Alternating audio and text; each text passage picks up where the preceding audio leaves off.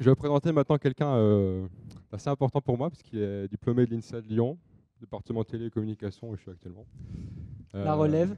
La relève, peut-être. Chercheur actuellement à Zurich, il va vous parler de son travail, qui est très fascinant. Merci. Vas-y Julien.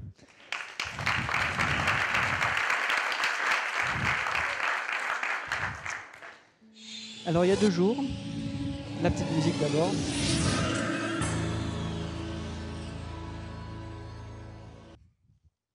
Il y a 2 jours, ça n'a pas changé. J'étais aux États-Unis et je travaillais avec une image comme ça. Ça, c'est l'image du cordon nerveux ventral d'une drosophile, un terme savant pour dire qu'on parle d'une mouche, quoi. Ce qu'on peut voir là-dessus, c'est des neurones. Et le projet que j'ai, qui est celui d'un certain nombre d'équipes à travers le monde, c'est d'arriver à partir de ces images de neurones à reconstruire le connectome. Et le connectome, c'est peut-être un mot qui vous dit quelque chose parce que vous connaissez le mot génome. Le génome, c'est la carte des gènes dans les séquences d'ADN. Le connectome, c'est la carte de l'ensemble des connexions nerveuses du système central, du cerveau, et du système nerveux. Autant dire qu'avec un homme qui a 100 milliards de neurones, sachant qu'il faut 1 jour pour tracer un neurone comme ça à un expert biologiste, il faut, et là je n'ai pas besoin de calculer, je l'ai fait avant, 275 millions d'années pour arriver à retrouver le connectome d'un être humain. 275 millions d'années, si vous avez un biologiste qui vit de 20 ans à 70 ans, qu'on arrête à 70 ans grâce aux nouveaux dispositifs de pénibilité du travail, qui travaille 50 ans toute sa vie, pour obtenir ça, il en faut 5 500 000. Une autre solution est d'utiliser un ordinateur. Et si le problème vous paraît trivial, en fait, il est extrêmement compliqué. Il est compliqué parce que si ici, vous arrivez à identifier l'ensemble des entités cellulaires, si vous étiez entraîné, les membranes, les mitochondries, pour retrouver une image comme ça et enfin obtenir une image en 3D de mon connectome, qui donc m'indique ici un neurone et l'ensemble de ses connexions. D'ailleurs, vous remarquerez que par rapport à beaucoup de vues d'artistes que vous avez pu voir, le système nerveux est beaucoup plus impacté que ce qu'on peut penser, avec un pauvre neurone qui se balade là, un pauvre là, et puis un joli pont qui va de l'un à l'autre. Voici l'image qu'on pourrait obtenir. Pour obtenir cette image avec un ordinateur, il ne faut pas seulement que votre ordinateur puisse voir, il faut que votre ordinateur puisse comprendre. Et ça, c'est extrêmement complexe, c'est ce dont je vais vous parler aujourd'hui. Comment peut-on faire pour améliorer la vision, pas seulement voir, mais comprendre ce qu'on voit? Quelle est la vision pour le futur? Et je vais décomposer ça en 3 parties. D'abord, je vais vous montrer ce que les humains ont créé pour voir. Ensuite, je vais vous montrer ce que l'humain utilise pour voir. Et ensuite, je vais essayer de trouver 4 ingrédients qui, selon moi, vont rendre nos machines de demain, voire plus intelligemment. En fait, ce qu'il faut comprendre, si vous avez déjà pris un rendez-vous chez l'ophtalmo, vous le savez, c'est que la vision, ça intéresse tout le monde. Vous devez attendre 3 mois avant d'avoir un rendez-vous chez l'ophtalmo. Donc je suis sûrement pas le seul Français que ça peut intéresser. Et en fait, pourquoi? Parce qu'on a bâti l'ensemble de notre monde autour de la perception visuelle. C'est-à-dire qu'on a des panneaux pour nous informer, des écrans pour nous divertir, des livres pour nous instruire. Depuis notre plus tendre enfance, on écrit des équations ou pas sur un tableau blanc. Tout ça contribue à avoir créé un monde dans lequel la perception visuelle tient une place proéminente. Encore un petit exemple, avec un chiffre à prendre avec des pincettes, et j'y mettrai même des préservatifs au bout, parce que c'est vraiment un nombre qu'il faudrait prendre avec délicatesse. Une expérience qui a été menée chez le cobaye, en fait, montre qu'on a à peu près 1 mégabit d'information qui transite entre les cellules qui se trouvent derrière la rétine, à l'endroit où l'information est transformée et, on va dire, traitée dans le cerveau. Pour vous dire, chez l'humain, si on extrapole les valeurs qu'on a chez le cobaye, on obtient 9 mégabits par seconde, ce qui est 3 fois à peu près, 2 fois, je suis vraiment moins bon que le type d'avant, la valeur qu'on a pour un débit de 3G. Ce qui veut vous dire que l'information visuelle est très informative. La vision est un sens qui tient vraiment une place proéminente. Alors l'homme a créé beaucoup de senseurs et de capteurs qui peuvent capter l'information. Mais est-ce que ces capteurs peuvent voir? En fait, ils ne peuvent pas voir. Ils sont capables de faire des choses que l'humain ne sait pas faire, voir dans le très petit, figer un instant, voir dans le très gros, voir en 3D, voir dans différents plans optiques. C'est un dispositif très sympa, je n'ai pas le droit de citer de marque, mais je vous invite à regarder sur Internet avec la photo. Et tous ces capteurs sont des capteurs qui sont, je dirais, complètement dénués d'intelligence, alors que nous, notre œil, et l'ensemble du cerveau qui traite l'information derrière, est un système avec beaucoup d'intelligence. Alors, qu'est-ce qu'il faut pour voir? Commençons par un œil. Je sais que vous en avez deux, commençons par un. La nature en a créé une variété, avec des yeux aux pupilles extrêmement serrés et minces, des yeux qui peuvent voir sous l'eau, des yeux avec une mobilité accrue, des yeux avec une acuité visuelle extrêmement bonne. Et en fait, ces yeux, ils servent à une seule chose, ils servent à percevoir l'intensité. Percevoir l'intensité et ses changements dans le temps et dans l'espace. Alors, on va faire un petit test. Voilà ce que vos yeux peuvent vous distinguer. Ils peuvent distinguer les différences d'intensité, ils peuvent distinguer les différences de couleur. Et donc là, vous avez tous vu que le carré A est noir et que le carré B est blanc, alors que le carré A est gris et que le carré B est gris. Je le refais, que le carré A est noir et que le carré B est blanc, alors que le carré A est gris et que le carré B est gris. De la même façon qu'ici, vous avez remarqué qu'on est en présence d'un vert et qu'ici, on est en présence d'un bleu, alors qu'en fait, le vert et le bleu sont deux nuances du même vert. Je le refais.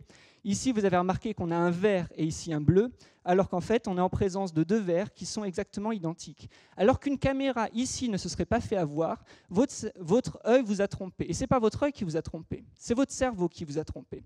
Alors peut-être faut-il deux yeux pour mieux voir. Il semble que ce soit une solution que la nature est adoptée, ou du moins deux yeux, voire même plus.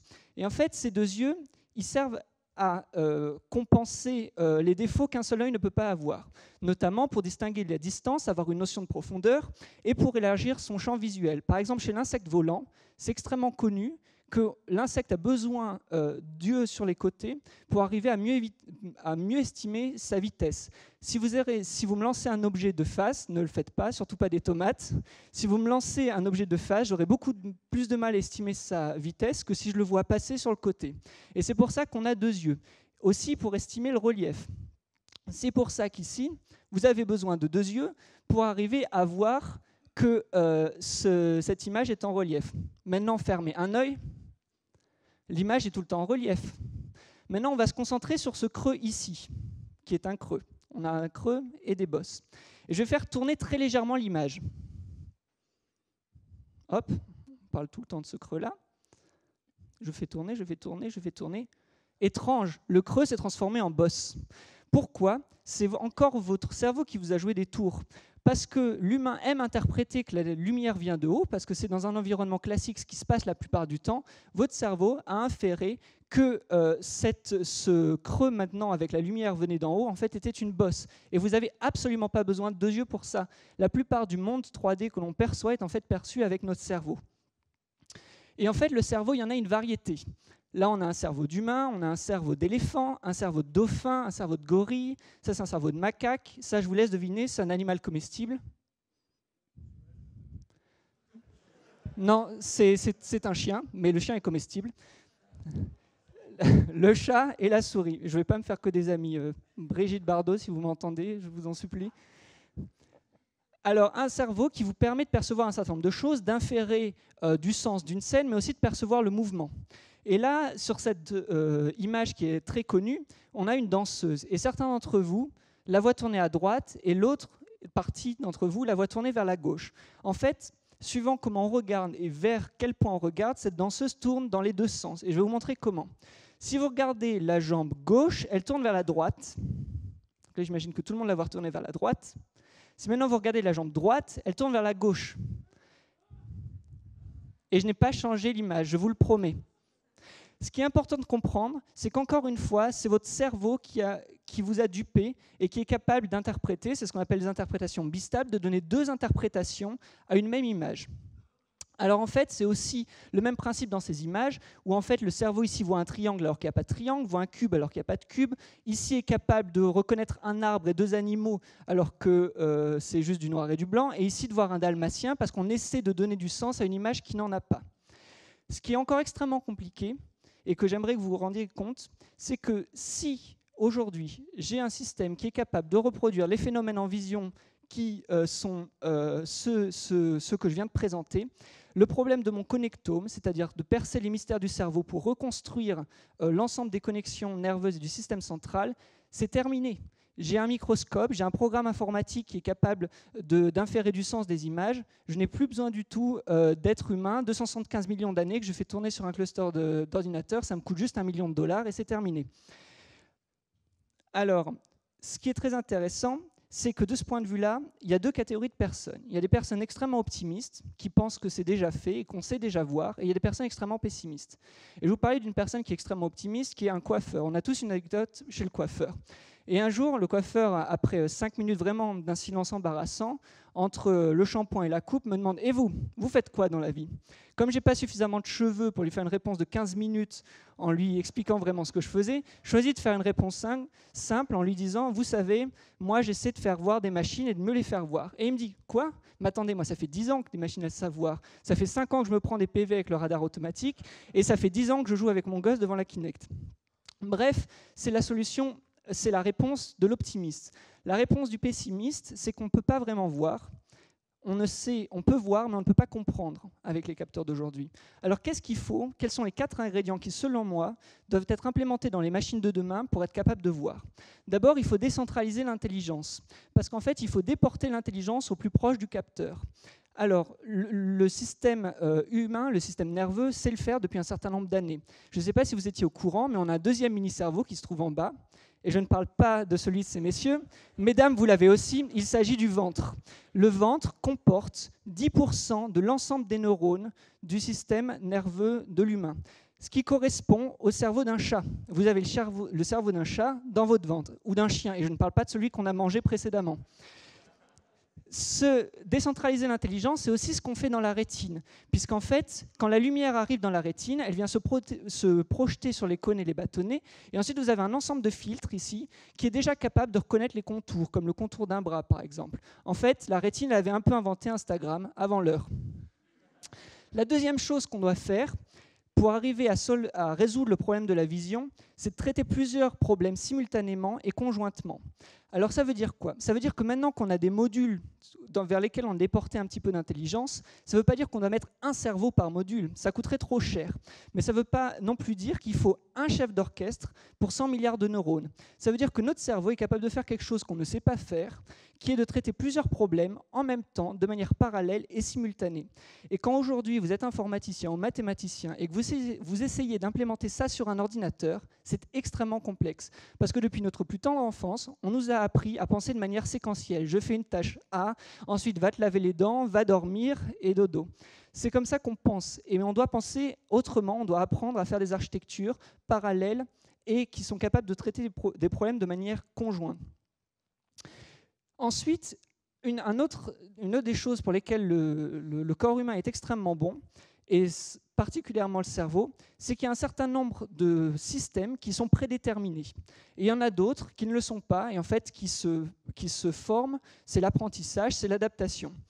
Par exemple, peut-être vous étiez au courant, mais la vision a un système de reconnaissance des visages qui est précablé. Je ne vais pas dire que vous naissez avec la reconnaissance de visage, mais vous êtes capable de reconnaître un visage très rapidement après votre naissance. Par contre, si je vous demande si vous avez déjà vu ce tableau, qui est une texture la plus aléatoire possible, peut-être pas, je suis désolé pour l'artiste, peut-être pas dans ce cas-là, vous êtes incapable de me dire si vous avez déjà vu cette texture ou pas. Vous êtes capable de me dire si vous avez déjà vu ce visage. Du moins, je pense que vous vous en souviendrez. C'est le troisième des ingrédients. Ensuite, l'ingrédient le plus essentiel et le plus difficile, c'est de laisser nos systèmes grandir. On veut, dans les neurosciences et dans l'informatique, arriver avec un système qui a déjà vécu 20 ans et être capable de faire des choses que l'humain fait, alors que l'humain met au moins 20 ans pour essayer de se former et grandir. Autant il semble assez facile d'arriver à faire des logiciels qui pourraient à terme arriver à se développer, autant avoir un corps, c'est-à-dire un système dans un corps, par exemple, qui est capable de se développer, semble vraiment beaucoup plus difficile, parce qu'il faudrait inventer de nouveaux matériaux, des matériaux qui soient, je dirais, plastiques au sens second du terme, qui soient capables de se déformer, parce que c'est ce qui se passe chez l'humain. Le corps humain répond aussi, s'adapte à certaines fonctions que veut exécuter le cerveau. Ce sont les 4 ingrédients que je propose. Il nous faut décentraliser l'intelligence, il nous faut traiter plusieurs problèmes simultanément et conjointement, il faut construire des systèmes qui soient des architectures hybrides avec des modules pré-câblés et d'autres qui soient capables d'apprendre et laisser nos systèmes grandir. j'en viens à quelque chose qui est extrêmement important. Finalement, la vraie question de tout ça, c'est une question presque philosophique. Le cerveau est un des systèmes les plus compliqués, les plus complexes que la nature ait créé. Renferme-t-il vraiment la complexité pour pouvoir se comprendre? C'est la question qu'on doit tous se poser. C'est la question que je me pose aujourd'hui et que j'espère découvrir demain. Merci.